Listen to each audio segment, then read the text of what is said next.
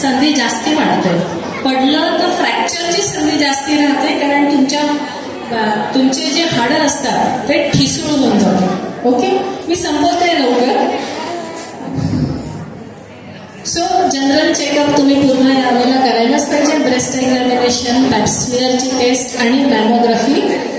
त्याच्यानंतर हे जे प्रॉब्लेम्स आहेत दोन प्रकारचे, एक तर आपण म्हातारा होतो आहे म्हणून तुम्हाला हे प्रॉब्लेम्स होतात आहे, आणि एक मेनोपॉज होतो आहे, तुमचे हॉर्मोन्स संपलेले आहेत म्हणून तुम्हाला हार्ट डिझीज आणि ऑस्टिओपोरोसिस आणि अल्झायमर माहिती आहे ना, आपण विसरण्याची बिमारी.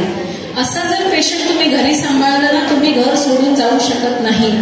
ते विसरणारे जे पेशंट असतात ना, त्यांच्या मागेच तुम्हाला राहावं लागतं. अल्झायमर्स हा आजार व्हायला नको, पण असं म्हणतात की ज्या स्त्रिया खूप स्ट्रिक्ट असतात, खूप जास्ती म्हणजे प्रत्येक गोष्टीचं लक्ष देतात, अशा लोकांना अल्झायमर जास्ती होतं. त्याच्यामुळे असं राहायचं नाही. सो होलिस्टिक अप्रोच आपल्याला ठेवायचा आहे. हॉट फ्लॅशेस, आता गरमी सगळ्यांनाच होऊन राहिली आहे ना, पण काही बायकांना खूपच अतिशय गरमी होते, बिलकुल त्यांना सहन नाही होत सगळं काही. याला आपण म्हणतो हॉट फ्लॅशेस, कारण इथे पुन्हा तुमचे हॉर्मोन्स प्रॉब्लेम क्रिएट करतात. तर या सगळ्या याच्यामध्ये काय, आता जसं एवढ्या गरमीत आपण गरम चहा नाही प्यायला पाहिजे, थोडं थंड सरबत किंवा पाणी प्यायला हवं.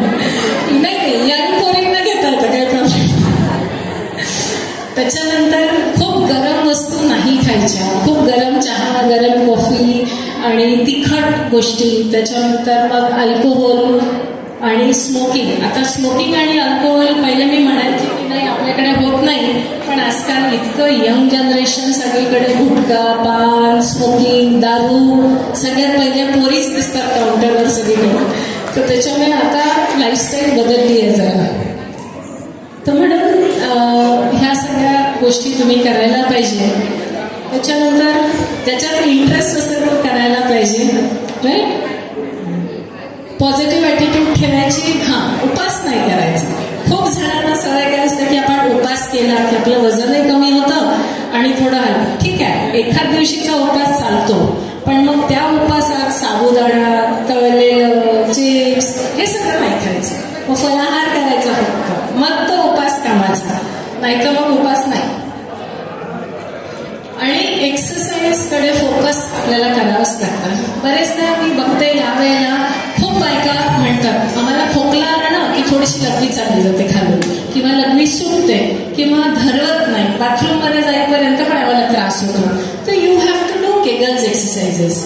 तुम्ही साधं वॉकिंग आणि फ्लोर एक्सरसाइजेस जरी केले ना तरी तुमचा त्रास कमी होतो, right. So don't be afraid of it. आणि सेकंड काय आहे, तुम्हाला युरिन इन्फेक्शन व्हायला नको. युरिन इन्फेक्शन जितकं जास्ती झालं तितका प्रॉब्लेम तुम्हाला पुढे येऊ शकतो. ऑस्टिओपोरोसिस, ज्याच्यासाठी आपण आज BMD कॅम्प घेतला. You know what is osteoporosis? Osteoporosis म्हणजे आपले जे बोन्स असतात, नॉर्मल बोन आणि असं बघा, आता ही खिडकी तयार झालेली आहे ना छिद्रवाली, तसे आपल्या बोन्समध्ये पण खिडक्या तयार होतात. आणि हाड इतकं ठिसूळ होतं की पडल्याबरोबर तुमचा हात फ्रॅक्चर होऊन जातो, है ना. बाथरूममध्ये घसरून पडली, किचनमध्ये घसरून पडली आणि लगेच तुम्हाला हाताला प्लास्टर होतं. वाय? आज BMD कॅम्पमध्ये कोणाचं सफिशियंट आला? किसका आया? कॅल्शियम सफिशियन्सी कितने लोगों का है? मैक्सिमम डेफिसिट कितना है? 8 के नीचे आया सबका. कोणाचं 9-10 आलं नाही, 10-11 आलं.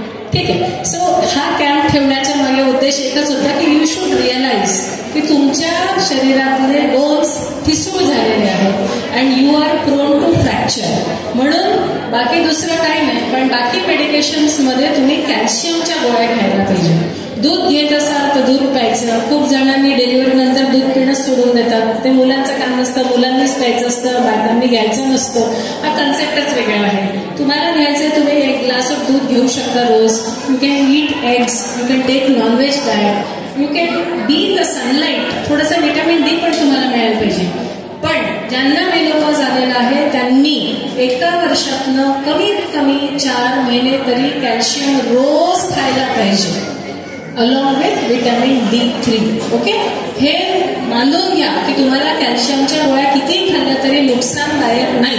काही गोळे होणार नाही, काही स्टोन होणार नाही, काही तुमच्या किडनीमध्ये प्रॉब्लेम येणार नाही. पण असे फ्रॅक्चर होण्यापेक्षा कॅल्शियम घेतलेलं कधी पण बरं. तुमच्या जवळच्या डॉक्टरकडे जा, जे कॅल्शियम घेऊन दिलं ते घ्या, पण घ्या. राईट. आपला जो डाटा आहे इंडियन डाटा, त्याच्यामध्ये त्यांनी म्हटलंय की 2 बायकांपैकी एकीला ऑस्टिओपोरोसिस असतं. आता इथेच आपण बघू, एवढ्या बायका आहेत 50 बायकांमधल्या कमीत कमी 30 बायकांना तरी फ्रॅक्चर होण्याचे चान्सेस आहेत. Okay, so that is very high, खूप हाय नंबर आहे. सो आणि एक वेळ तुम्हाला प्लास्टर लागलं की पुष्कळ तुमचे एक्सरसाइज होत नाही, कामं होत नाही, चिडचिड वाढत जाते.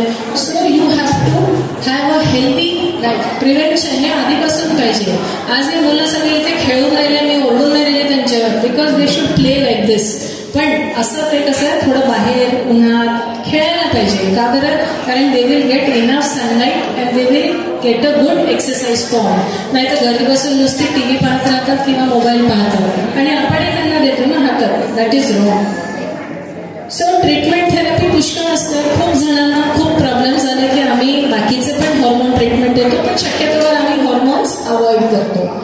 हार्ट अटॅकचे चान्सेस वाढतात. Be very very careful. तुम्हाला थोडे बीपीज असेल किंवा तुम्हाला त्रास होत असेल तर प्लीज एखादी टॅबलेट चालू करून द्या, पण डोंट रिअलाइज की मला काहीच होणार नाही म्हणून. यंग पीपलला आजकाल हार्ट अटॅक येऊन राहिला. एज फॅक्टर डेफिनेटली असतं, जेंडर डेफिनेटली असतं, हायपरटेन्शन आणि डायबिटीज, हाय कोलेस्ट्रॉल. आजकाल सगळ्यांना चीज आणि काय काय ते सगळं पाहिजे असतं फास्ट फूड खायसाठी, पिझ्झा पास्ता. नका खाऊ. Okay, so what is the right management? Eat right. जे महत्वाचं आहे तेच खायचं, जितकं खायचं तितकंच खायचं, जास्ती खाण्यात पण अर्थ नाही आहे. ते एक्सरसाइज करायचं आणि मेडिकेशन जे पाहिजे ते घ्यायलाच पाहिजे. And something about I just go fast. सध्या याच्यासाठी ट्रीटमेंट आहे आपल्याकडे. असं नाही आहे की ट्रीटमेंट कशासाठीच नाही आहे, पण prevention is always better than cure. 40 वर्षाच्या आधी जर तुमची पाळी जात असेल दॅट इज नॉट गुड. कारण की इतक्या लवकर तुमच्या शरीरातले हॉर्मोन्स चालले जातील तर तुम्हाला नंतरचे प्रॉब्लेम्स येतील. So you have to investigate का. आणि 60 वर्षानंतर जर तुमची पाळी जात नसेल तरी पण चांगलं नाही आहे, कारण की त्यावेळेला कॅन्सरचे चान्सेस जास्ती असतात. Okay, so let menopause, pre menopause आणि पोस्ट मेनोपॉझल ब्लिडिंग म्हणजे पाळी बंद झाल्यानंतर 2-3 वर्षानंतर जर तुम्हाला पुन्हा पाळी दिसते आहे तर पहिले डॉक्टरकडे जायचं. का बरं? कारण की युट्राइन कॅन्सरचं प्रमाण खूप हाय असतं. सो हे सुद्धा तुम्हाला लक्षात राहायला पाहिजे. ओके, तर दिस इज अ सिम्पल टेस्ट ज्याच्यामध्ये आम्ही म्हटलं ना दुर्बीण टाकतो एक आम्ही गर्भाशयाच्या पिशवीत आणि असं जर आपल्याला काही दिसलं तर हा रासवा आपण काढून टाकायचा. बरेचदा या ट्रीटमेंटनीच पेशंटला फायदा होतो, पण याच्यामध्ये जर कॅन्सर निघाला तर तुम्हाला अर्ली ट्रीटमेंट डायग्नोसिस हे होऊ शकतं. So I come to the end की growing old is natural but feeling old is not. म्हणजे तुमचं वय वाढवून राहिलेलं आहे, नेचरने तुम्हाला म्हातारे बनवलंय ठीक आहे, पण तुम्ही स्वतःला समजू नका. Okay, so that is my end line and thank you so much. Thank you so much.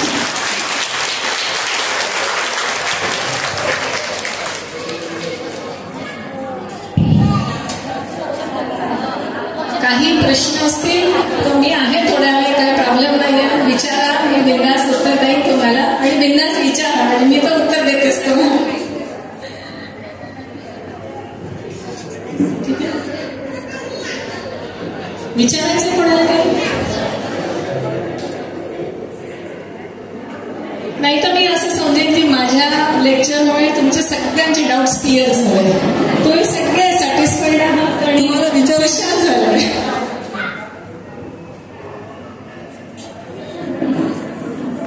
मग तुम्ही आता कराल ना हे सगळं मी जे सांगितलं ते. दूध प्यायचं आहे, हिमोग्लोबिन पाहायचं आहे, ब्लड शुगर पाहायचं आहे, एक्सरसाइज करायचं आहे, आणि काय प्रॉब्लेम असेल तर डॉक्टरकडे जायचं, शेजाऱ्यांना विचारायचं.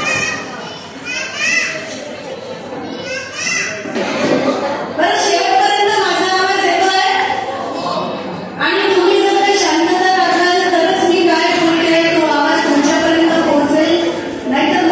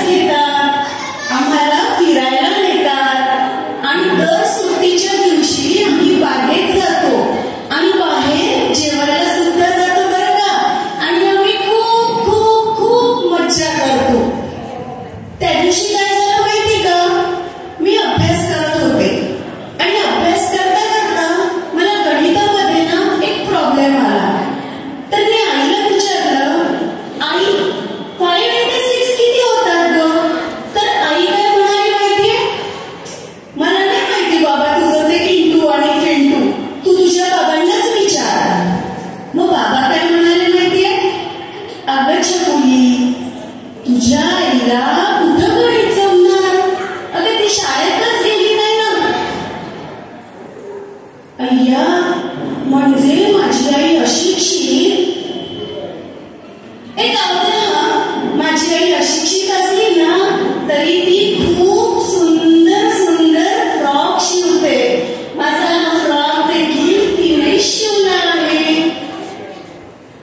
आणि मग त्या दिवशी काय झालं माहितीये का, आमच्या घरी ना माझ्या पप्पांचे एक मित्र आले. दारावरची बेल वाजली आणि मी धावत जाऊन दार उघडलं तर समोर पाहते ते काय, एवढ्या मोठ्या मोठ्या मिशांची एक माणूस समोर उभी. आणि तिला बघताच पप्पा कसे म्हणतात माहितीये, अरे हाय दिशा, अरे फार दिवसांनी आलोस तू. आणि ते पप्पांना कसे म्हणतात माहितीये, अरे हाय काम्या, अरे बऱ्याच दिवसांनी भेटलो आपण. या दोघांचं सारखं आपलं सुरू होतं, दाम्या किशा दाम्या किशा.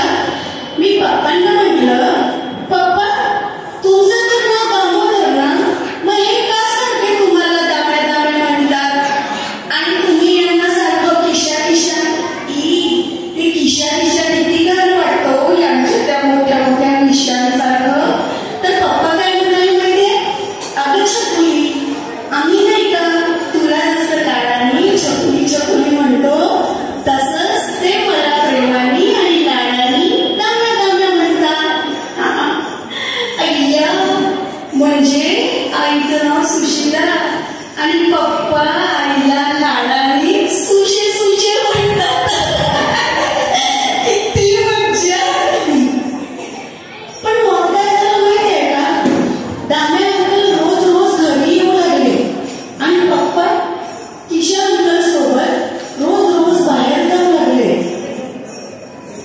आणि त्या दिवशी पप्पा जेव्हा घरी आले ना, दाराची बेल वाजली आणि आईने जाऊन दार उघडलं.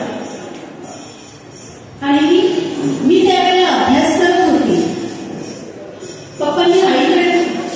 आईने पप्पांकडे बघितलं तर पप्पांचे डोळे असे लाल लाल दिसत होते.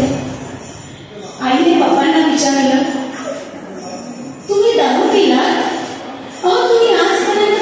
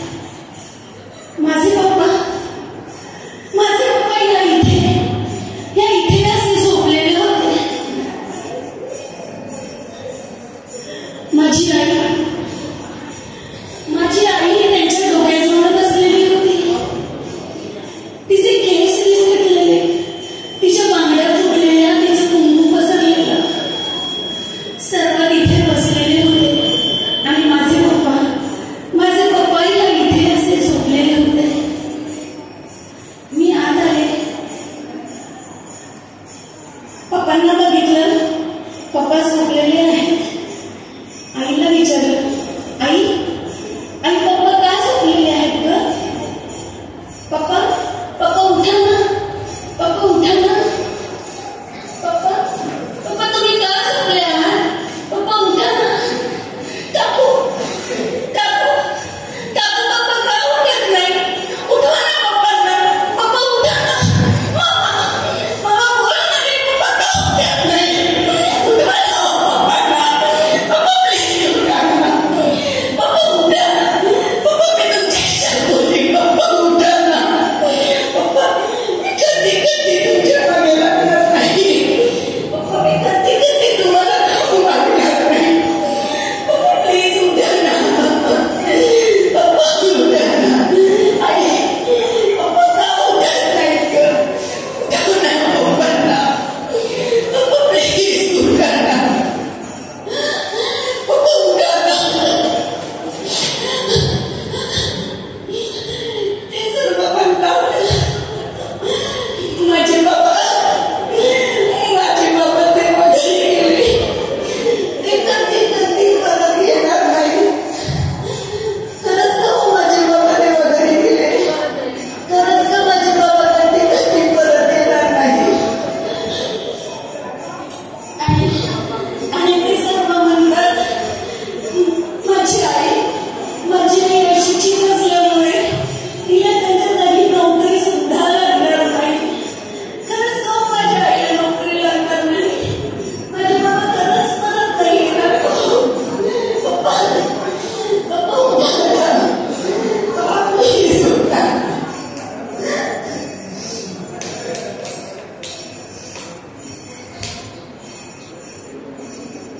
किशन सर घरात पदार्पण झाले आणि त्यांच्या पावलांनी जर दारूच्या व्यसनानेच आमच्या कुटुंबात प्रवेश केला आणि माझे पप्पा दारूचे इतके आहारी गेले की शेवटी त्यांना त्यांचा जीव सुद्धा द्यावा लागला.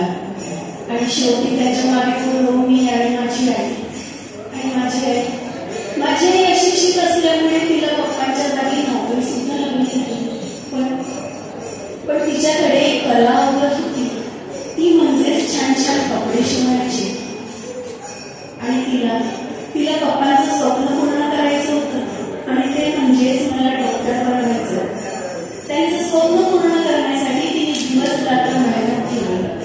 ती दिवस रात्र कपडे शिवत गेली. आणि एक दिवस पुन्हा माझ्या आयुष्यात काळाने झडप घेतली. कष्ट करून माझ्या आईची तब्येत देखील हलाखीची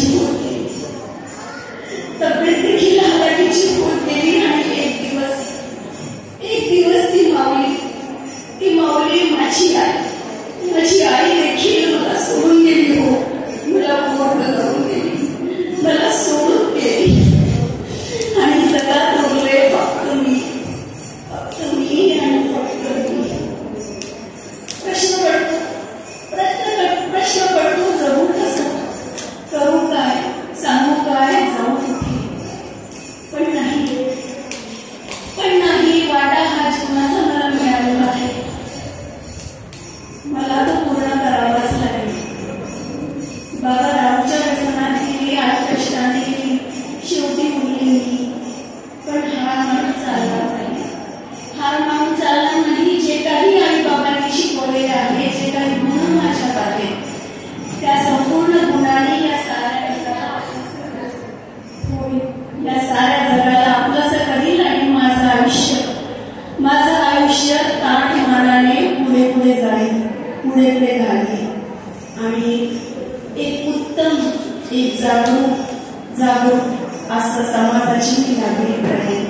एक जागरूक नागरिक करेन. एक जागरूक नागरिक करेन.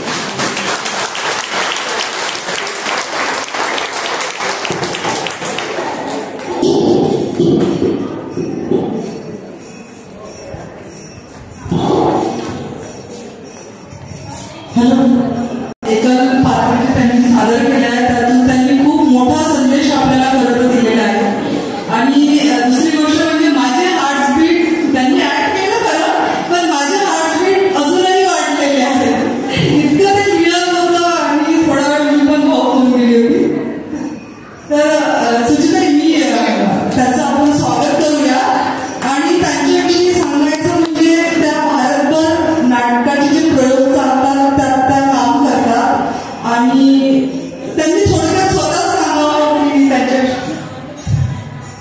मी खरं तर हिंगणा तालुक्यामध्ये नायब तहसीलदार या पदावर आहे आणि माझ्या खुर्चीवर बसल्यानंतर मी जास्तीत जास्त लोकांना ज्या पद्धतीने मला न्याय देता येईल तसा न्याय मी देत असते.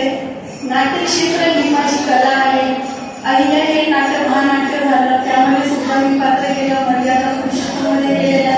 आता 18 तारखेला माझं पुन्हा येत आहे बरोबर देव चालले संपावर हे नाटक येत आहे आणि माझ्या ज्या एकपात्री प्रयोग मी करत असते ते फक्त माझं थिंक अँड ऍक्ट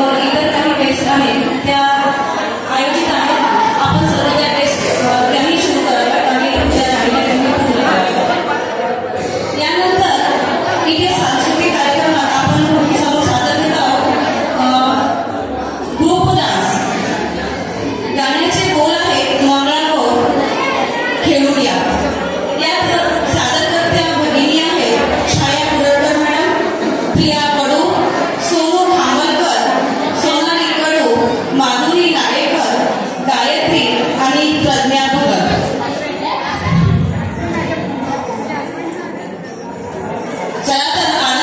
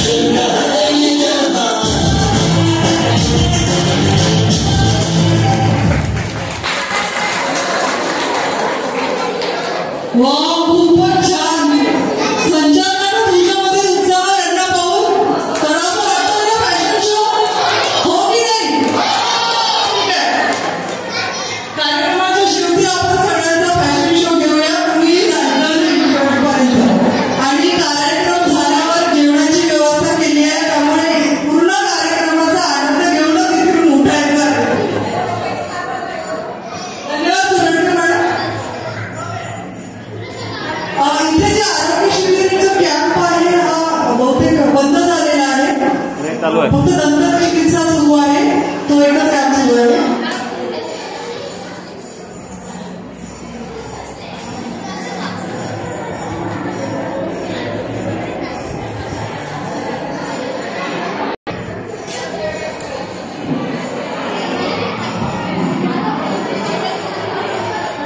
आमच्या पुरुषांच्या मार्फत आपल्या सर्व महिलांना त्या महिला दिनाच्या आम्ही शुभेच्छा देतो.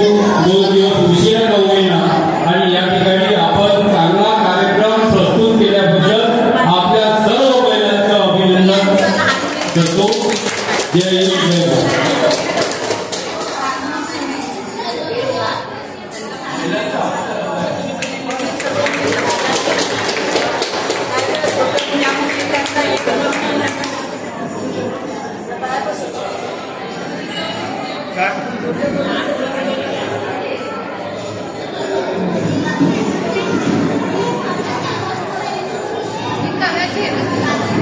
सन्मान्य श्री रमेशजी पाटील साहेब यांचं स्वागत पुणे सरकारने अशी त्यांना विनंती करते.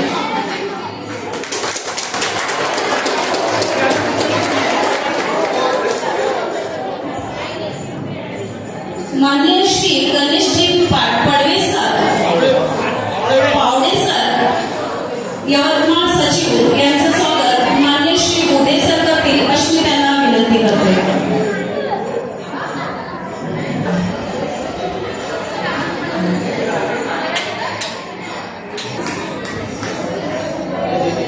घ्या लवकर समोर तर घ्या. खूप छान ऍक्ट केला रंगाबाईवर.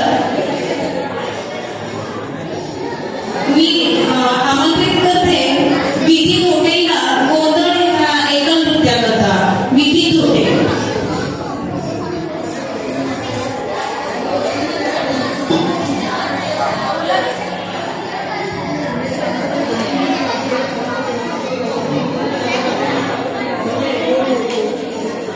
त्याच्यानंतर गुण तयार व्हायचं ते सांगा. त्याच्यानंतर सांगा. यानंतर तुझ्या वैकुंठाचा कारभार मुद्दा यांनी रेडी राहावं.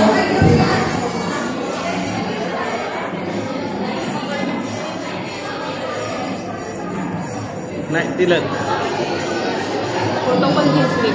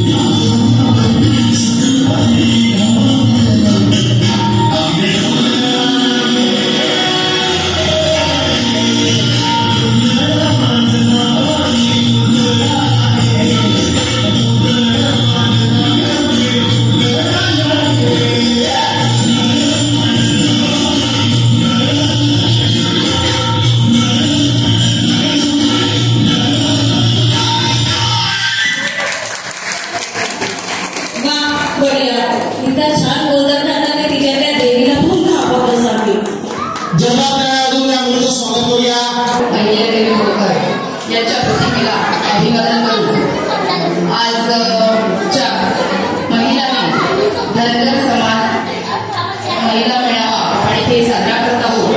सर्व महिला भगिनींना माझा जागतिक दिनाच्या महिला दिनाच्या हार्दिक शुभेच्छा.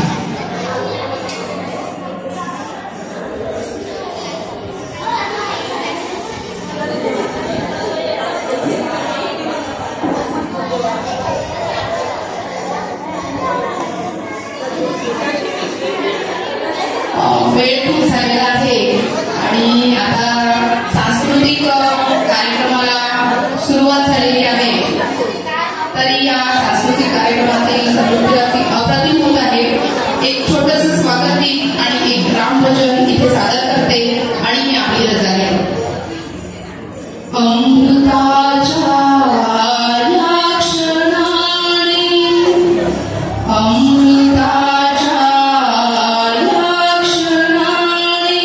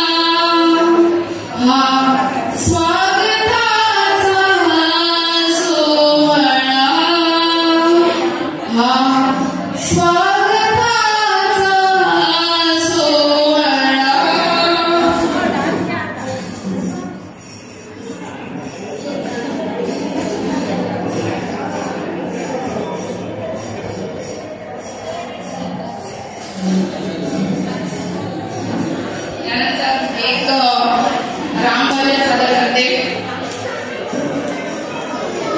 कौशल्या दशरथ के नंदन राम ललाट पे शोभित चंदन. कौशल्या दशरथ के नंदन राम ललाट पे शोभित चंदन. रघुपति की जय बोले लक्ष्मण राम सिया का हो अभिनंदन. अंजनी पुत्र पड़े हैं चरण में राम सिया जपते तन मन में. मंगल भवन अमंगल हारी द्रवहु सुदशरथ अजर बिहारी. राम सिया राम जय जय राम. राम सिया राम जय जय राम. राम सिया राम जय जय राम. राम सिया राम जय जय राम. मेरे तन मन धड़कन में सिया राम है. मेरे तन मन धड़कन में सिया राम है. मन मंदिर के दर्पण में सिया राम है. तू ही सिया का राम, तू ही सिया का राम, राधा का तू ही श्याम. जन्मों जन्म का ये साथ है. मीरा का तू भजते हरि पवन. तुलसी ने भी लिखी ये बात है. मंगल भवन अमंगल हारी द्रवहु सुदशरथ अजर बिहारी. राम सिया राम जय जय राम. राम सिया राम जय जय राम.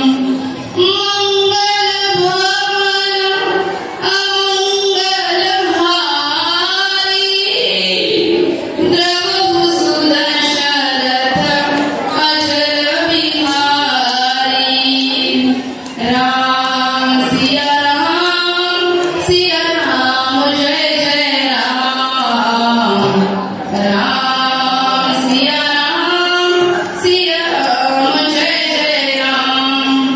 मेरे तन मन धड़कन में सिया राम है. मेरे तन मन धड़कन में सिया राम है.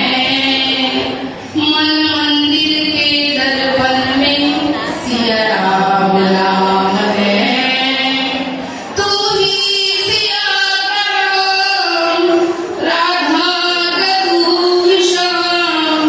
जन्मों जन्म का ही ये साथ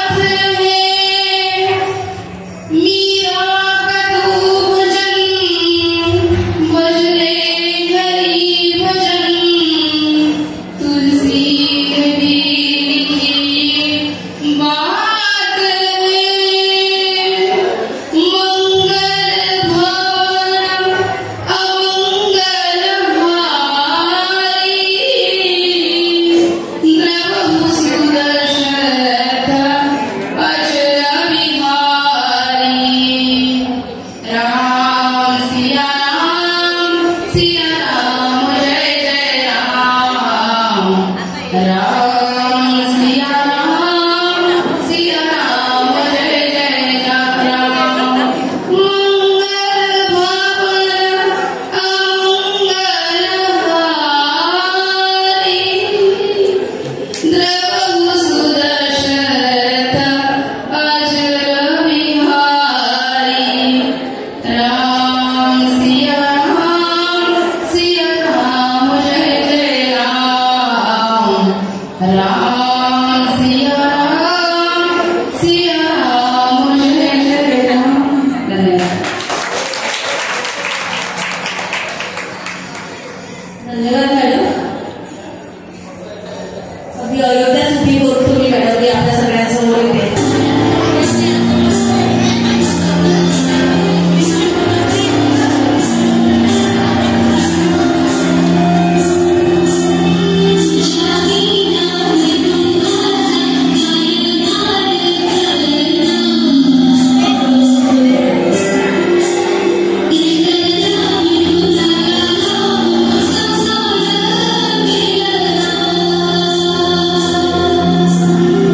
Thank you.